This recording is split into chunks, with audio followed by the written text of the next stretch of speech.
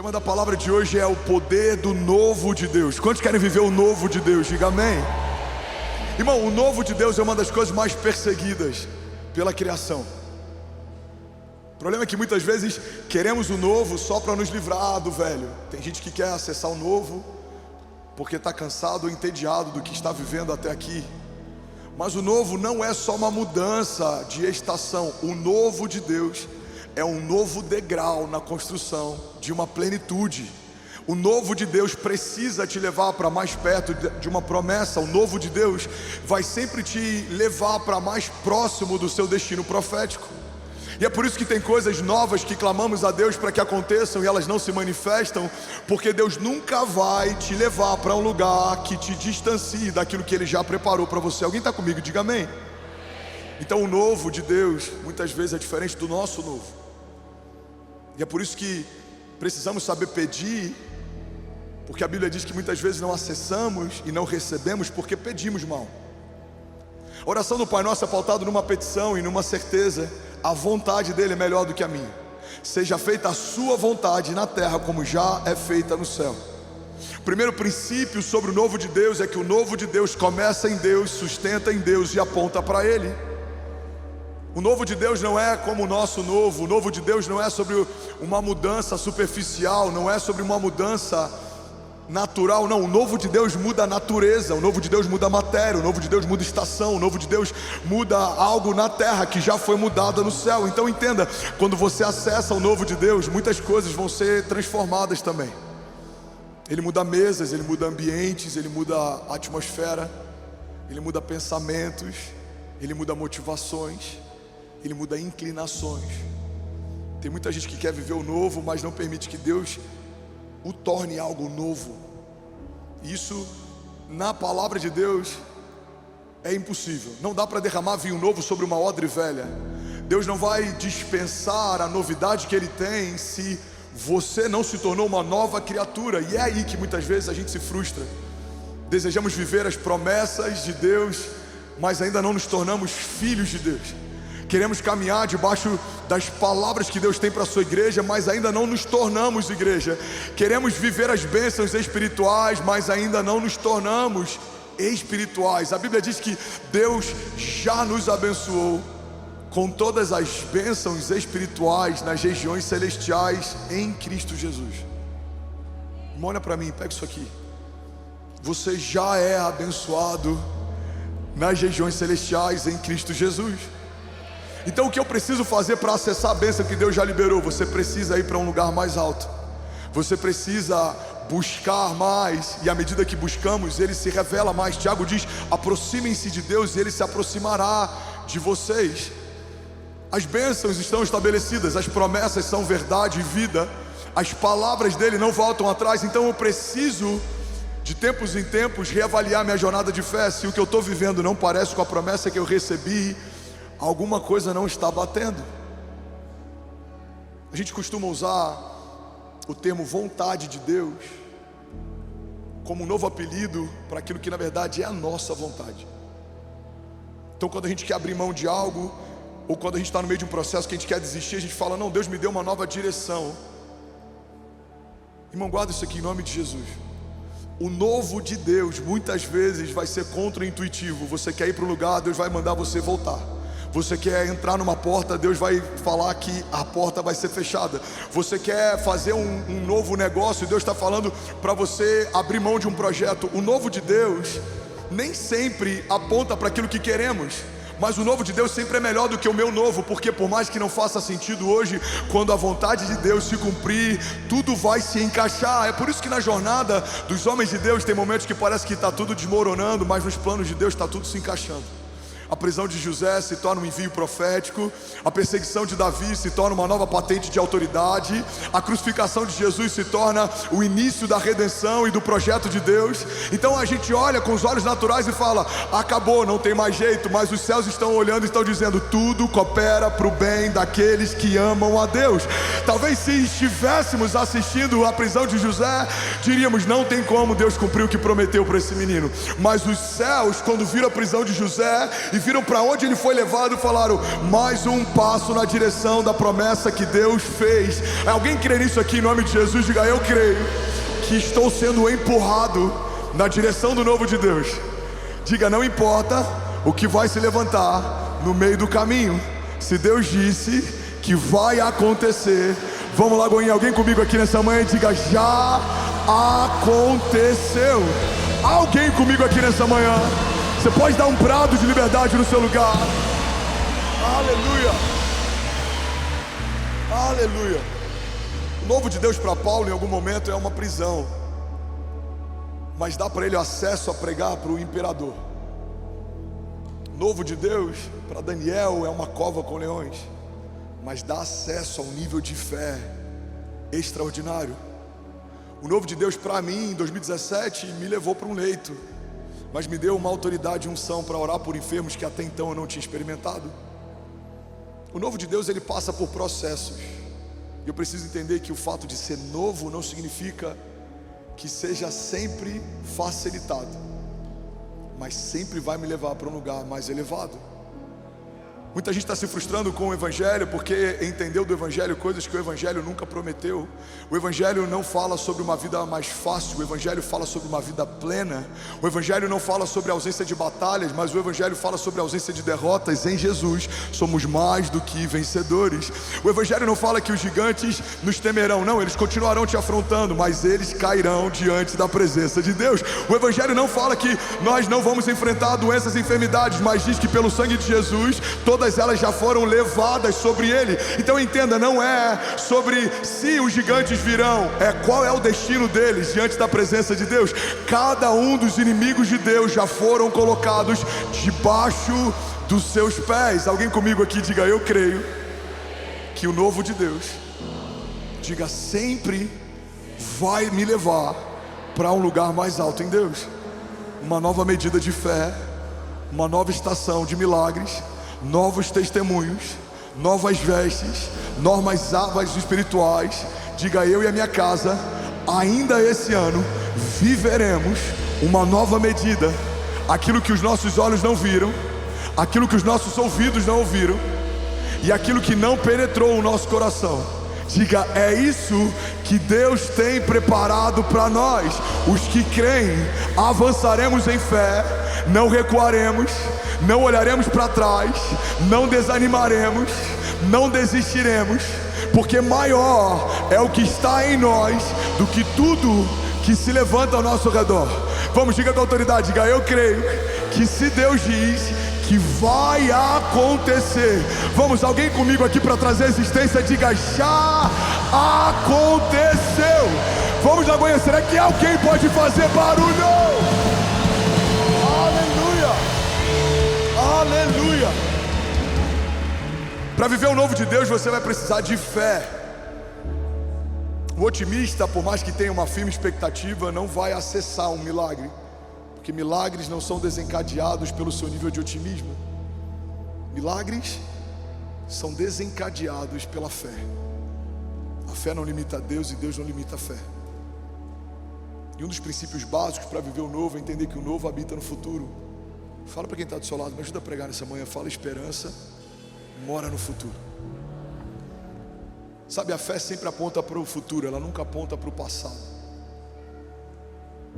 A fé, ela é sempre imperativa e ela sempre fala de uma realidade que está num tempo futuro. A fé não aponta para o passado, porque a única coisa no passado que tem valor é o sacrifício de Jesus que aconteceu há mais de 2000 anos atrás. Os traumas do meu passado, a vergonha do meu passado, as faltas do meu passado, essas coisas foram deixadas no passado. A palavra de Deus diz em Isaías 43:18: esqueçam o que se foi, não vivam no passado. Vejam, eu estou fazendo uma coisa nova e ela já está surgindo. Vocês não a reconhecem? Até no deserto eu vou abrir um caminho e riachos no meio do ermo. Alguém pode dizer glória a Deus por isso? Mas muitas vezes, vivendo o novo de Deus, a gente vai ser tentado a olhar para o nosso passado. Foi assim com o povo no meio do deserto. Olha para mim, irmão. O povo está vivendo o novo, acessando o novo, debaixo do novo, mas olhando para trás. Em algum momento eles começam a sentir saudade das cebolas do Egito. O povo está diante da terra prometida, eles viram a terra que Deus prometeu, 40 anos caminhando em busca dela, mas quando olham para a terra prometida e veem o tamanho dos desafios para acessá-la, eles olham para trás. É melhor a gente desistir e voltar para onde a gente estava. Irmão, o novo, ele é tão desafiador em alguns momentos que ele faz com que homens livres até desejem voltar a se tornar escravos. E é por isso que nem todo mundo está vivendo o novo, porque não é só sobre o que você deseja. Milagre não é para quem merece, milagre é para quem não desistiu. Irmão, não é sobre você desejar viver a vontade de Deus, é sobre você decidir vivê-la. Fé é sobre decisão. A palavra decisão, a etimologia da palavra decisão significa cortar fora. É por isso que se você for fazer uma cirurgia, existe a palavra circuncisão, é quando você corta em torno. Existe também a palavra incisão, é quando você corta dentro, mas decisão significa cortar fora. É impossível acessar o novo de Deus sem se despedir do velho. É impossível entrar numa nova estação sem deixar para trás a estação antiga. É impossível você receber uma nova natureza e ainda querer cultivar características da sua antiga natureza. É impossível você viver como um homem espiritual, mas querer se mover como um homem natural. É impossível você querer viver milagres financeiros, mas você não acessar princípios financeiros. Irmão, guarda isso aqui em nome de Jesus. Tem muita gente se frustrando na jornada de fé porque não deixou Deus mudar o sistema operacional. Não tem como você instalar um aplicativo de Android dentro de um iPhone, porque não funciona, são plataformas diferentes. Assim também é a nova natureza de Deus. Se você nasceu de novo, você precisa se revestir do novo, ser preenchido do novo, se mover de uma forma nova. Deus está fazendo algo novo. Mas tem gente que está vivendo novo, olhando para trás. As coisas velhas ficaram para trás. A Bíblia fala de forma imperativa: não vivam no passado. Não vivam no passado. Quanta gente sendo roubada pela nostalgia, pelas memórias. Tem gente casada que de vez em quando na primeira crise para lembrar como era no último namoro. Se o seu namoro fosse tão bom, tinha virado casamento. Mas a nossa memória seletiva faz a gente esquecer das crises que enfrentamos e só lembrar das coisas boas. Você compara o seu pior momento com uma memória do seu passado. O passado não existe, ele é virtual, mas o seu presente está à espera do seu posicionamento. Eu lembro que eu preguei algumas semanas atrás, e se ninguém aqui lembrar disso, eu quero que você guarde isso aqui em nome de Jesus. A única voz que o seu futuro respeita é a voz da sua semeadura. Irmão, para você viver algo novo, você precisa ter novas sementes, você precisa caminhar num novo posicionamento, você precisa romper em fé, você precisa olhar para frente e não para trás. Paulo diz que fixamos os olhos naquilo que cremos. Existe uma jornada proposta, existe um caminho proposto, existe uma promessa. Mas quantas vezes a gente para olhar para trás e se esquece que Deus já está fazendo uma coisa nova? Não acessamos o novo, muitas vezes por falta de maturidade. Eu amo uma frase do Drummond Lacerda, ele dizia: a plenitude de Deus está esperando você crescer. Ainda bem que eu vim, Jesus. A plenitude de Deus está esperando você crescer. Por que não acessamos o novo de Deus? Por vários motivos. Mas eu preciso entender que se eu não acesso o novo, não é porque há uma disfuncionabilidade no reino de Deus. Não há nada disfuncional no reino de Deus. Se eu não acesso o novo, é porque algo que eu preciso fazer ainda não fiz. Algo que eu preciso mudar ainda não mudei. Algo que eu preciso posicionar ainda não me posicionei. Porque o novo de Deus está à minha espera. Deus não gera expectativas que não tenham o intuito de supri-las. Deus não te mostra coisas que não tenha o desejo que você acesse. Deus não vai te mostrar um futuro que não tenha sido preparado por Ele para você. Você vê de forma profética algo que espiritualmente já é real. Por que Deus nos dá sonhos proféticos? Por que Deus comunica ao nosso espírito? A Bíblia diz que o Espírito de Deus, Ele testifica ao nosso espírito a respeito das coisas de Deus. Por que temos um testemunho interior? Porque Deus está dizendo, é como uma brincadeira de quente, morno e frio. Deus está dizendo, é isso, meu filho, é para esse lugar. Isso, vai, continua. Não entra, não é aí. Sai fora, isso é laço. Essa porta não fui eu que abriu. Cuidado, ele vem em meu nome, mas não fui eu que enviei. Essa sociedade não me agrada. Precisamos discernir. Uma das coisas que mais precisamos nesses dias é de discernimento, porque muitas vezes estamos abraçando uma proposta do inferno, achando que ela é uma promessa do céu. Elas são muitas vezes parecidas. O inferno sabe o que você ouviu de Deus, ele sabe o que você espera viver, mas ele sempre vai te apontar um atalho ao invés de um caminho. Tem muita gente querendo viver o novo de Deus, mas por não discernir a voz de Deus está entrando em caminhos errados. Precisamos discernir, Senhor, qual é a tua vontade. Preguei há 2 semanas atrás sobre o poder da dependência. Um homem dependente faz o que ouviu Deus falar, mas para isso precisamos saber quando é Deus quem fala. Bill Johnson, ele fala algo que eu amo, já falei várias vezes aqui. Ele diz que o nosso desafio na jornada de fé não é necessariamente ouvir a voz de Deus, mas não ouvir todas as outras vozes. Então fala comigo, eu e a minha casa viveremos o novo de Deus. A verdade, irmão, é que a intolerância com o teu presente é o que libera o teu futuro. Para viver o novo de Deus, você precisa eu vou usar entre aspas esse termo, você precisa se revoltar com algo que não é mais para você, que não faz mais parte da tua história, que não cabe mais. Eu lembro que no início do casamento, eu tinha 1 ano de casado, eu ainda era novo convertido e tinha muito menos de Jesus do que tem hoje. E tinha muito mais do André do que tem hoje. Primeiro ano de casamento, a gente brigava muito, eu era muito impulsivo, eu era muito explosivo. E eu lembro que numa discussão, um dia a Kezinha se escondeu debaixo da mesa, e quando eu olhei para aquilo, eu falei, por que você está debaixo da mesa? Ela falou, eu estou com medo de você, eu nunca vi isso em casa.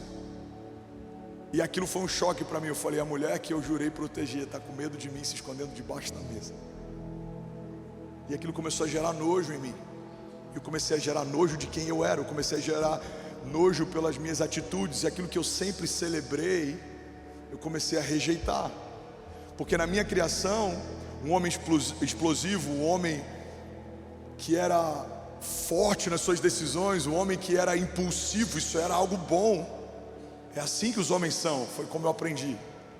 Mas quando eu me converto, me apresentam um Jesus que é manso e humilde. Me apresentam o fruto do Espírito, que fala sobre bondade, benignidade, mansidão, domínio próprio.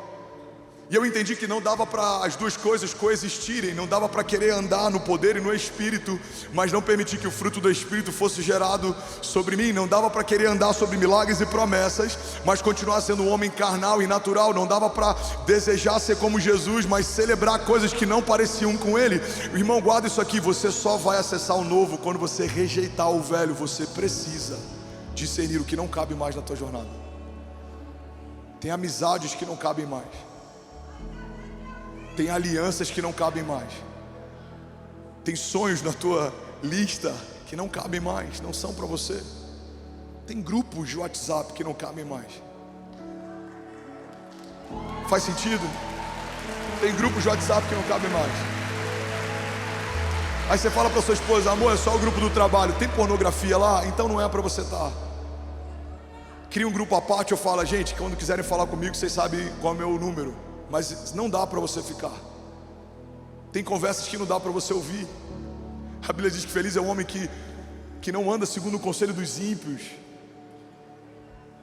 Você não pode ouvir qualquer coisa, porque senão você vai se tornar qualquer coisa. O que ouvimos começa a afetar o que cremos, a nossa visão de mundo, a nossa cosmovisão, a nossa fé.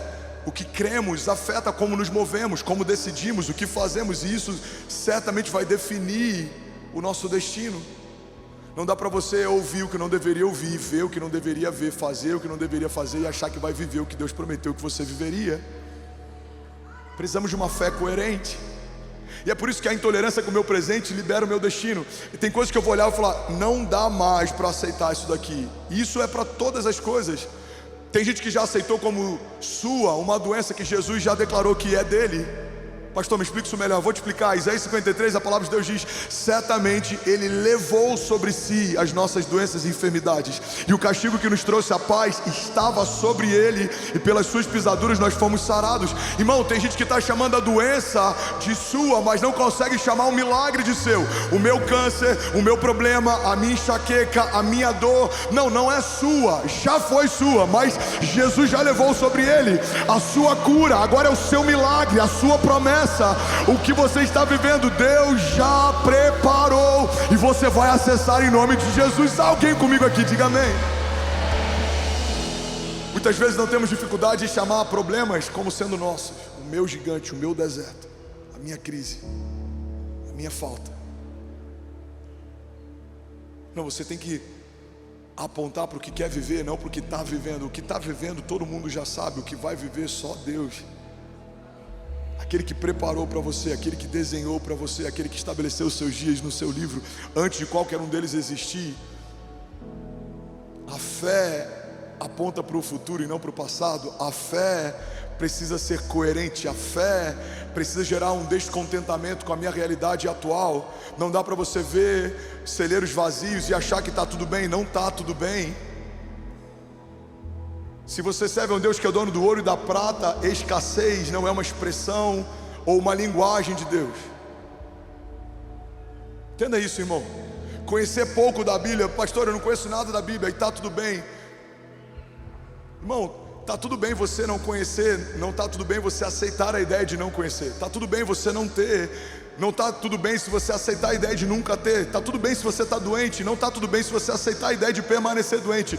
Porque não é sobre estado. Como você está é diferente de como você vai ficar. Você pode estar doente, mas você vai profetizar cura. Você pode não ter nada nos teus celeiros, mas você vai profetizar uma chuva superabundante. Você pode estar vazio, mas você vai declarar que Deus vai te encher, vai te batizar com fogo. Alguém comigo aqui diga: eu creio que a minha boca precisa falar de futuro e não de passado, de bênçãos e não de maldições, do que eu vou viver e não do que eu estou vivendo, das promessas que Deus me fez e não da minha realidade atual. Quantas vezes a gente gasta tempo falando daquilo que já se sabe? Eu sei os desafios, eu sei o que falta, mas existem coisas que Deus já preparou para mim. Eu preciso falar sobre elas. Eu preciso trazer à memória o que me dá esperança. Eu preciso olhar para o futuro e não para o passado. O passado, ele já passou. Não dá para acessá-lo, é virtual. Uma imagem é só um registro, um frame de algo que aconteceu um dia, mas é virtual. Aquele dia não volta mais. Mas o sonho profético não, fala sobre algo que eu ainda vou acessar, algo que ainda vai acontecer, algo que está à minha espera. Igreja Lagoinha Alphaville, guarda isso em nome de Jesus. Deus já está no seu futuro esperando você chegar. Deus já está na sua promessa esperando você chegar.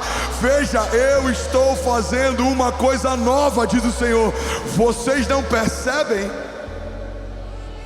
Tem um pastor da Califórnia que eu gosto muito da literatura dele. Tem um dos livros que ele fala assim: eu acho que muitos de nós não estão em um caminho, mas em uma rotina. Nós confundimos conforto com paz, confundimos crenças com fé, confundimos riquezas com bênção e existência com vida. Irmão, o novo de Deus não é sobre uma vida mais confortável, é sobre uma vida com propósito. O novo de Deus não é sobre você ter um conjunto de crenças diferentes das que você tinha. O novo de Deus tem a ver com você se mover por fé. O novo de Deus não tem a ver com você existir, tem a ver com você viver. O Oscar Wilde, ele diz que viver é a coisa mais difícil do mundo. A maior parte de nós está apenas existindo. Você não foi chamado para existir. Você não foi chamado para olhar para cada semana como se fosse mais uma. Você não foi chamado para acordar segunda-feira e olhar para a tua semana com pesar e chegar na sexta-feira e celebrar porque graças a Deus a semana acabou. Não, entenda, o trabalho que nós temos faz parte do tempo que Deus nos deu, mas precisamos entender que existe algo novo nos esperando na próxima semana, mesmo que em meio às novidades de Deus existam alguns gigantes e desertos. Eu sei que na próxima semana algo novo vai acontecer. Eu sei que existem promessas que estão a meu caminho, eu sei que existem sinais e maravilhas que me perseguirão, eu sei que as bênçãos me encontrarão, eu sei que aquilo que Deus prometeu não vai acontecer, já aconteceu. Alguém crê nisso aqui? Diga amém. Agora, para acessar o novo de Deus, você precisa de fé. Fala comigo, eu preciso de fé para acessar o novo de Deus. Eu lembro que eu preguei uma mensagem no início desse ano e eu quero revisitá-la nessa manhã. Alguém está comigo? Diga amém. Deixa eu só fazer um parênteses aqui que eu lembrei de algo. Eu vi que entrou algumas famílias da América Latina, Colômbia, Panamá, acabou de conectar. Somos 23 mil famílias conectadas. Domingo que vem a gente vai receber no culto das 10 da manhã e das 18 horas o pastor Cash Luna da Casa de Deus. E essa igreja é, sem dúvida, a igreja latina mais influente no planeta. Eles são extraordinários e se movem em fé e no sobrenatural de uma forma que eu poucas vezes vi até hoje. E eu tive lá nesse ano, numa conferência, a maior conferência de liderança latina do mundo, se chama Essancha, e é extraordinário. O profeta Hernan Costa, que esteve aqui no Aviva, ele é um dos profetas que está sempre ministrando lá. O pastor Vitor Hugo, que vai estar com a gente na virada de São Paulo, ministrou no Essancha esse ano também, e tantos outros. Então, domingo que vem, ele vai estar aqui às 10 da manhã e às 18 horas, e eu creio que a gente vai ser marcado por Deus no próximo domingo também. Alguém crê nisso? Diga amém. Bom, a fé que libera o novo de Deus é uma fé que confia. Fala comigo, eu preciso confiar em Deus. A palavra de Deus diz em Hebreus 11:1, ora, a fé é a certeza daquilo que esperamos e a prova das coisas que não vemos. Para viver o novo, você vai precisar escolher se você se move pelo que vê ou se você se move pelo que ouviu. É por isso que ouvir bem o que Deus fala é tão importante, porque o teu olhar, ele sempre vai gerar engano. A Bíblia diz que Deus não vê como os homens veem. O olhar do pai de Davi não considerou Davi alguém elegível ao trono, mas os olhos de Deus falaram que o coração de Davi era um coração como o dele. Os olhos dos amigos de Pedro provavelmente não considerariam Pedro elegível ao apostolado, mas os olhos de Jesus viram em Pedro algo que ninguém via. Os olhos dos meus amigos não me considerariam elegível para estar onde eu estou e viver o que eu vivo, mas os olhos de Deus viram algo que ninguém via. Você precisa entender, irmão, que na tua jornada de fé, ou você se move pelo que vê, ou você se move pelo que crê, porque aquilo que vemos normalmente se contrapõe àquilo que cremos. Aquilo que vemos é a expressão de algo natural, aquilo que cremos é a expressão do próprio Deus. Aquilo que era impossível se torna inevitável. Olha para os milagres.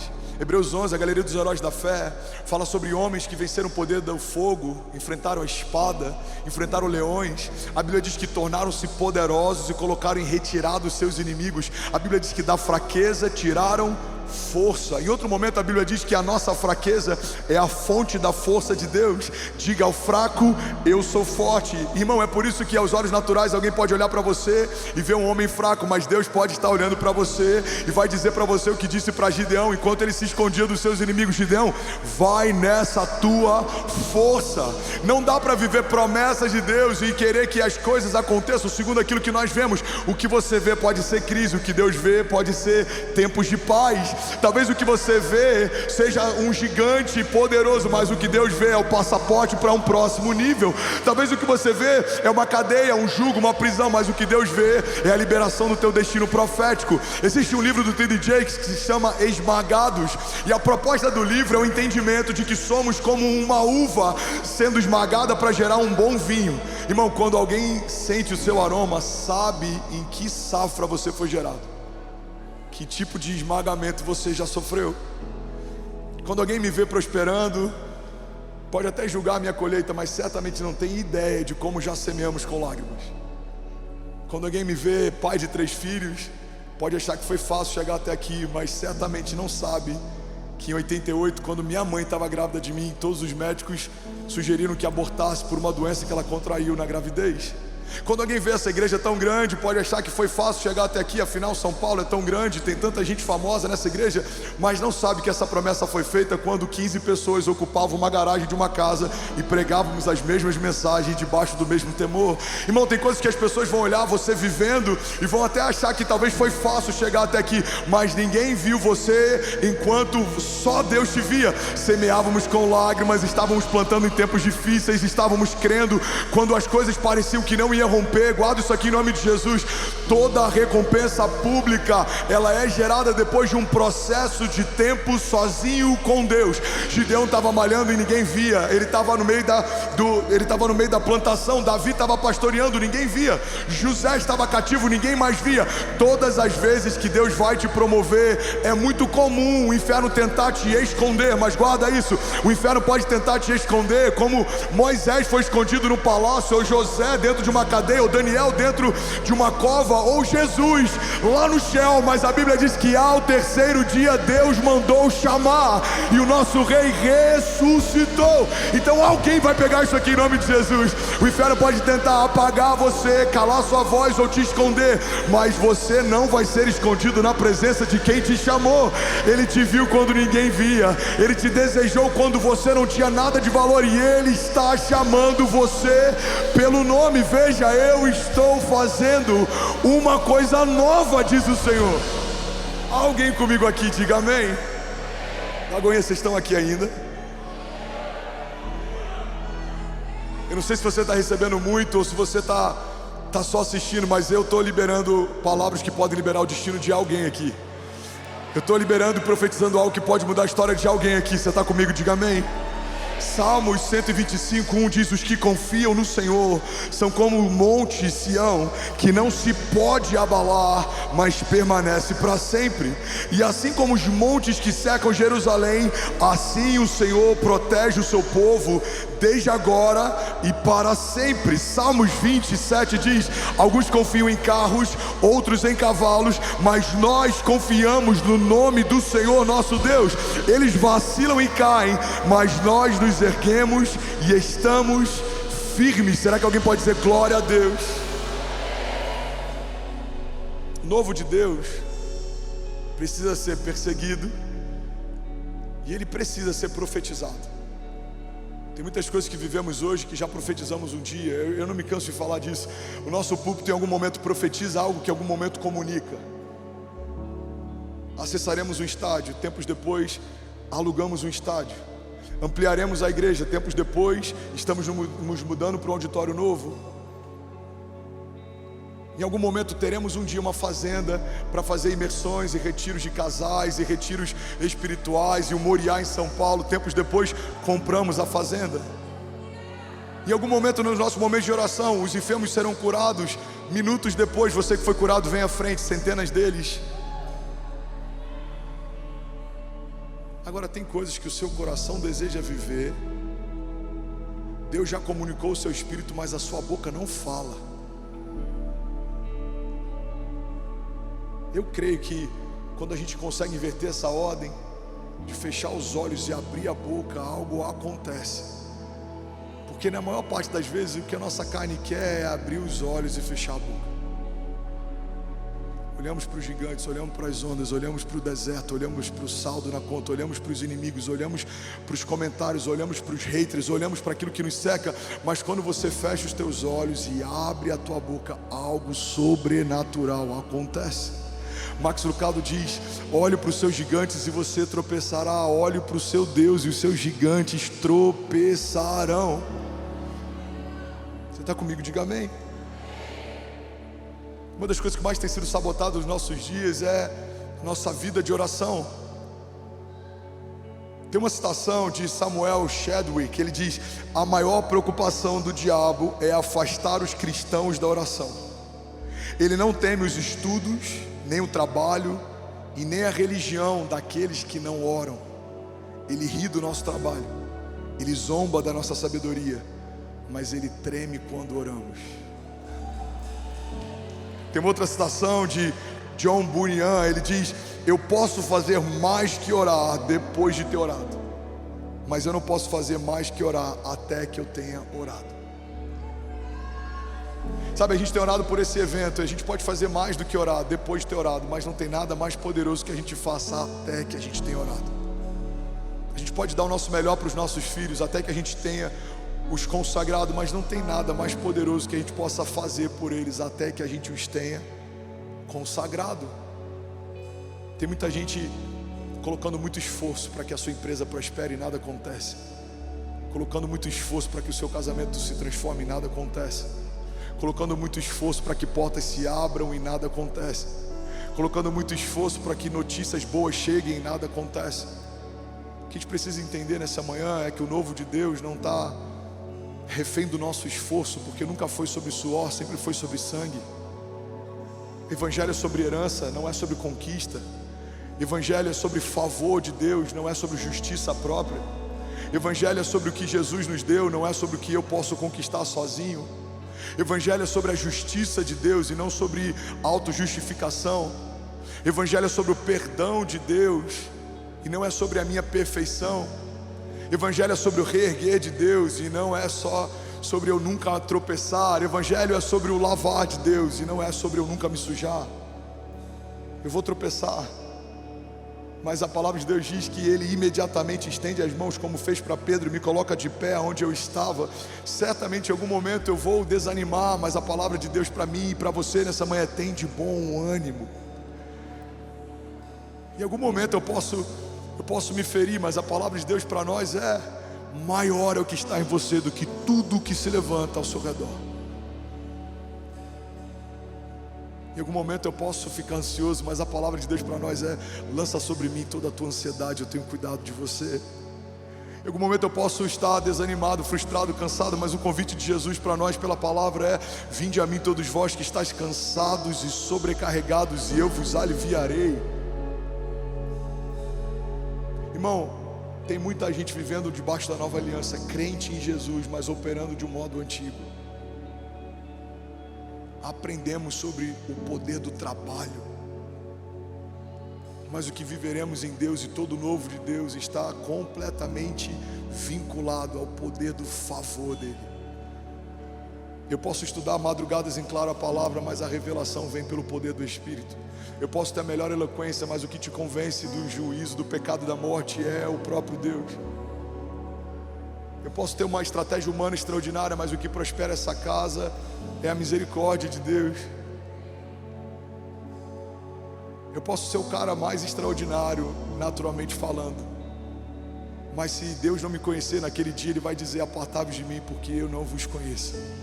Curaram meu nome, libertaram meu nome, mas eu não sei quem você é. O novo de Deus está diretamente vinculado em Deus, depende de Deus, se sustenta em Deus, só acontece por Ele, só se sustenta através dEle. E é por isso que quando se revela o novo de Deus, precisa apontar para Ele. Deus não vai fazer nada em você e através de você que no final das histórias seja só sobre você. Deus não vai te dar um milagre para que você seja o detentor de milagre, Ele quer te tornar um canal de milagres. Deus não vai te dar favor para que você seja um poço de favor, Ele quer que você seja uma fonte de favor. Vamos, alguém aqui nessa manhã? A gente pode mais do que isso, Lagoinha.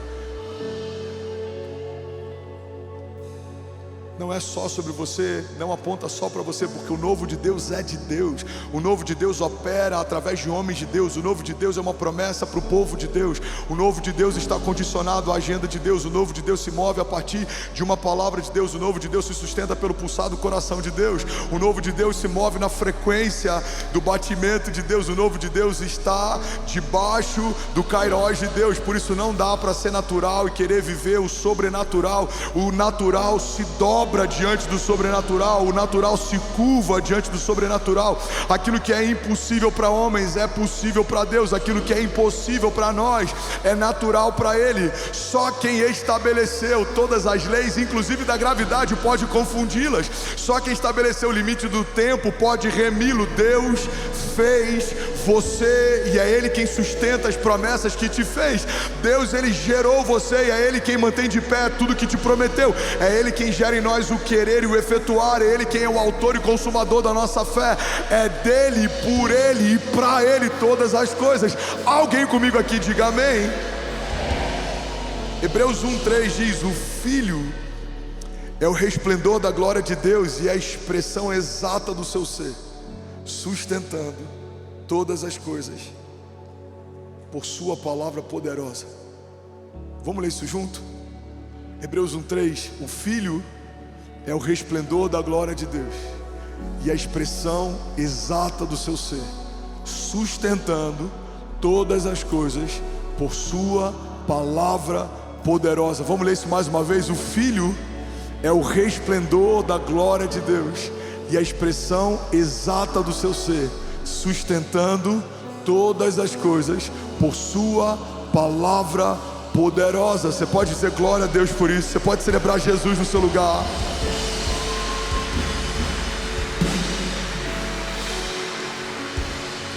Vou finalizar. Alguém me dá 5 minutos para terminar essa mensagem.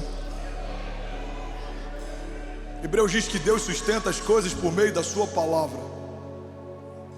Eu não sei se você é dessa época. Eu peguei o finalzinho dela, mas eu tento me mover assim. Alguém aqui da geração que usava aquele ditado fio do bigode?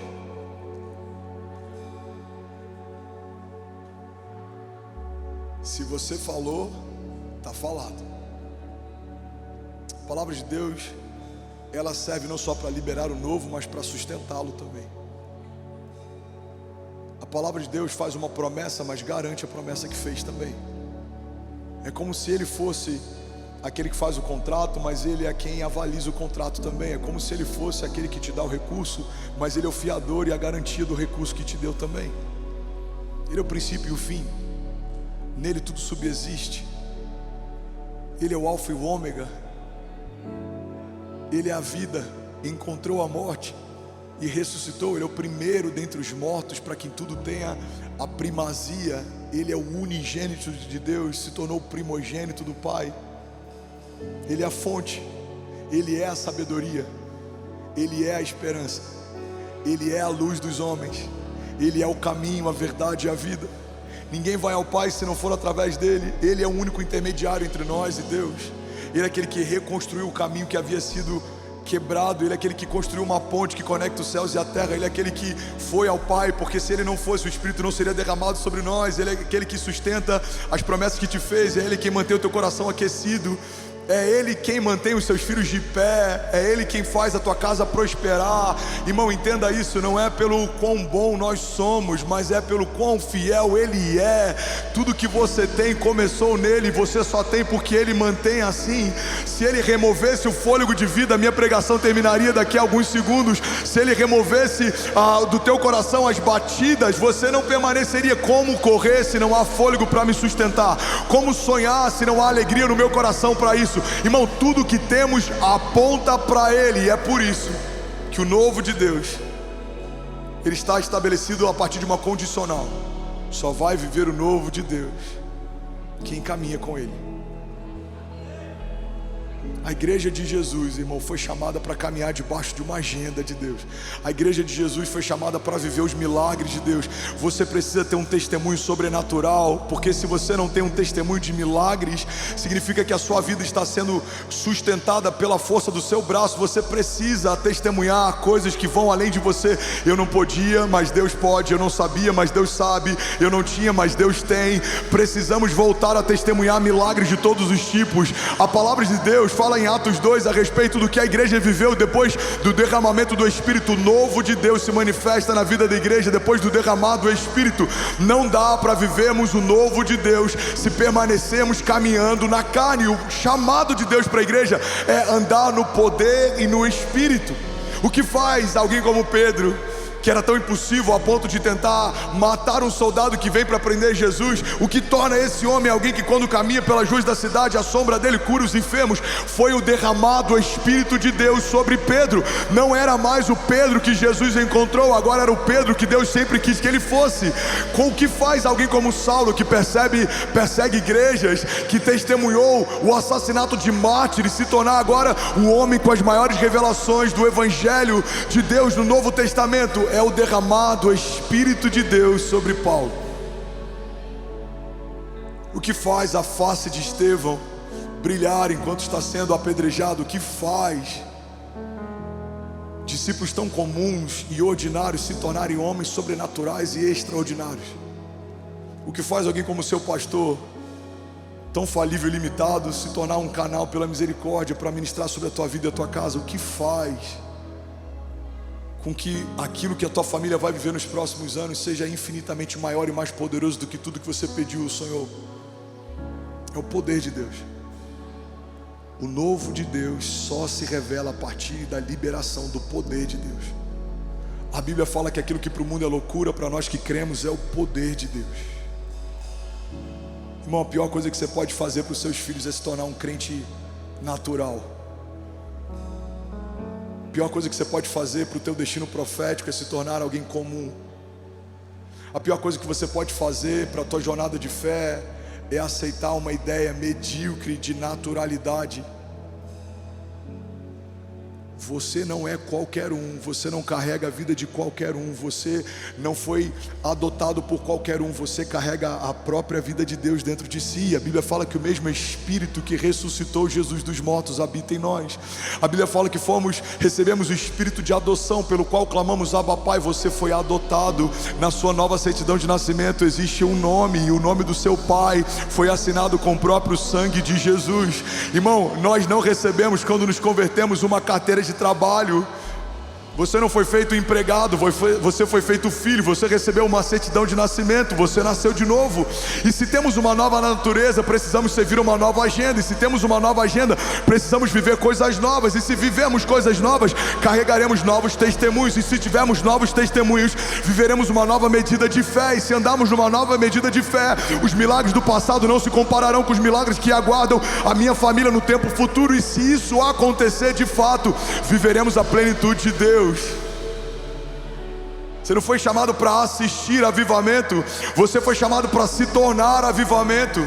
Você não foi chamado para ser convencido todo domingo a dizimar ou ofertar. Você não é mais um neófito, um filho novo na fé. Você precisa se mover pelo princípio e não por um convencimento. Você não precisa viver uma nova crise para entender que aquilo que Deus já te deu é glorioso. Você não precisa perder o que tem para valorizar o que tinha. Não, Deus está dizendo: ei igreja, eu tenho algo novo. Mas quando você muda a sua patente, eu mudo o nível até do testemunho que você vai dar. Paulo diz em algum momento para a igreja: eu já queria estar dando alimento sólido, mas vocês ainda estão bebendo leite.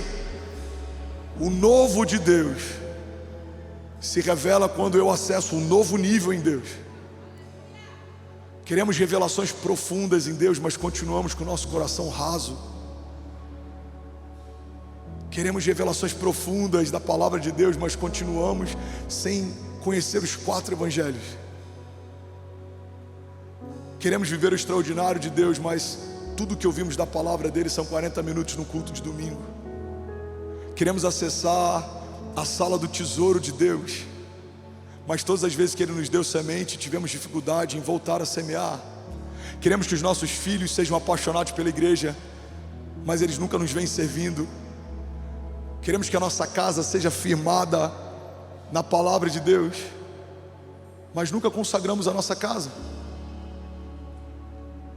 Queremos que os pastores da igreja estejam sempre à disposição quando a gente precisa, mas nunca estamos à disposição para a igreja de Jesus quando ela precisa. Irmão, para viver o novo de Deus, você precisa acessar um novo nível de maturidade.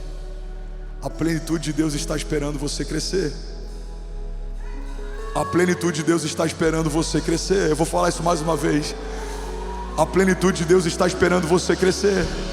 Novo tempo, novo nível, novo nível, novas armas, novas vitórias, novas glórias, novos testemunhos, novos níveis de fé. Você vai viver coisas novas, você vai querer viver mais em Deus, porque é viciante caminhar debaixo de dependência de Deus. Quanto mais dependemos dele, mais ele faz.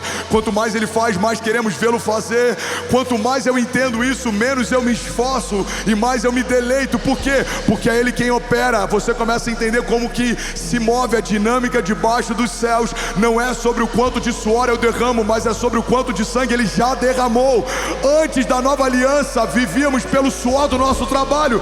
Depois da nova aliança, vivemos debaixo de uma herança de Deus. Fomos feitos herdeiros de Deus e co-herdeiros em Cristo Jesus. Há alguém comigo aqui em nome de Jesus? Você pode dar um brado de liberdade no seu lugar. Aleluia. Vamos lá, Goiânia. Será que alguém pode fazer barulho?